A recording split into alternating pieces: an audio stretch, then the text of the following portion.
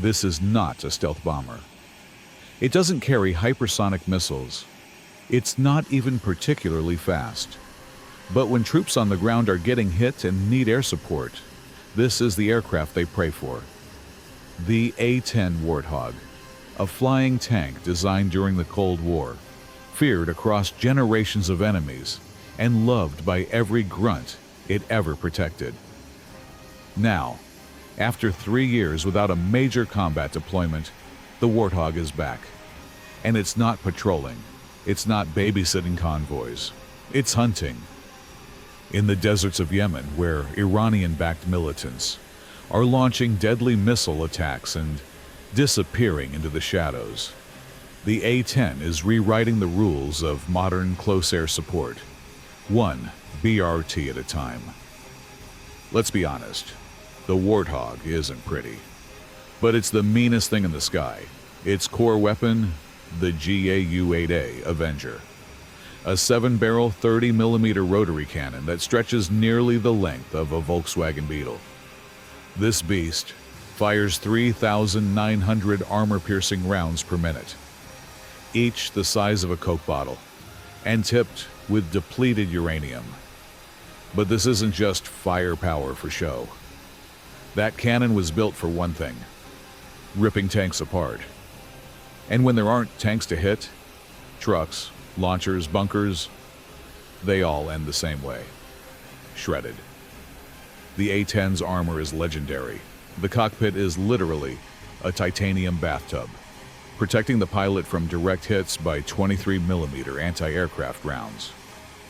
It can fly with one engine, half a wing, and no hydraulics, and still get home. This machine was made not to just survive, but to keep killing while it does. It is the closest thing we have to an aerial sledgehammer, and in Yemen, it's back in action. On March 29, 2025, the 124th Fighter Wing and the 190th Fighter Squadron deployed to Al Dhafra Air Base in the United Arab Emirates. Over 300 personnel, multiple A-10s, no press, no fanfare, just mission orders. The target: Houthi missile teams operating with shoot-and-scoot tactics. These crews, backed by Iran's IRGC and connected via Starlink, are rolling out hidden C-802 launchers from mountain caves, firing, and then disappearing before the smoke clears. Each missile can carry a 165-kilogram warhead and strike from over 180 kilometers away. They're not high-tech, but fire enough of them, and someone gets hit. And the cost of letting even one escape is measured in lives. That's why the A-10s were deployed, to end these threats before they could vanish. To bring shock, precision, and pain, fast. April 1st, 2025, the first strike. A pair of A-10s from the 124 scramble into the morning sky over the UAE. Orders are clear: eliminate a suspected Houthi launcher crew spotted via RC-135 signal intercepts. Time is critical. These launchers can fire and disappear in minutes. The Warthogs reach the mountains of central Yemen in just under 20 minutes. Loitering above the desert with their 11,000-pound fuel tanks, they scan with the Lightning targeting pod, a 440-pound suite of infrared sensors, laser designators, and day-night cameras. Suddenly, it lights up. Heat signature. Mobile launcher moving. 6.5 kilometers out, no radar coverage. All previously wiped out by EA-18G Growlers from the USS Eisenhower. The Warthogs go low and fast. At 3,000 feet altitude, flying beneath radar horizon, the lead pilot lines up his shot. He squeezes the trigger. A 2-second BRRT unleashes over 250 depleted uranium rounds at 3,500 feet per second. Target gone. The launcher disintegrates in a cloud of dust and smoke. But this was just the first move in a brutal game of cat and mouse. April 2nd, New intelligence, this time from a thermal satellite. Unusual heat signatures northeast of Saddah. In a region where most people don't even own vehicles, 2 5-ton trucks moving at night is all the confirmation needed. A-10s are dispatched. But this time, they're flying with company. Above them, electronic warfare growlers jam enemy radar. On their wings, each Warthog carries AGM-65 Mavericks, 125-pound shape-charge missiles with laser guidance. The Warthogs reach the grid. They find the trucks just in time. One is backing into a ravine. Another is being camouflaged with brush and tarp. From 26 miles out, the lead pilot launches a Maverick. The missile roars through the sky, hits center mass, and triggers a secondary explosion. The warhead on board cooks off, turning the whole launcher into shrapnel. The blast shreds the 2 remaining trucks. Survivors try to flee in a Toyota pickup. They make it 300 yards before the second A-10 rolls in low. A single 1-second burst. 50 30mm rounds crush the vehicle. 4 more militants gone. This wasn't just a win. It was a message. By mid-April, the battlefield had changed. Houthi commanders no longer trusted cell phones. IRGC advisors moved deeper underground.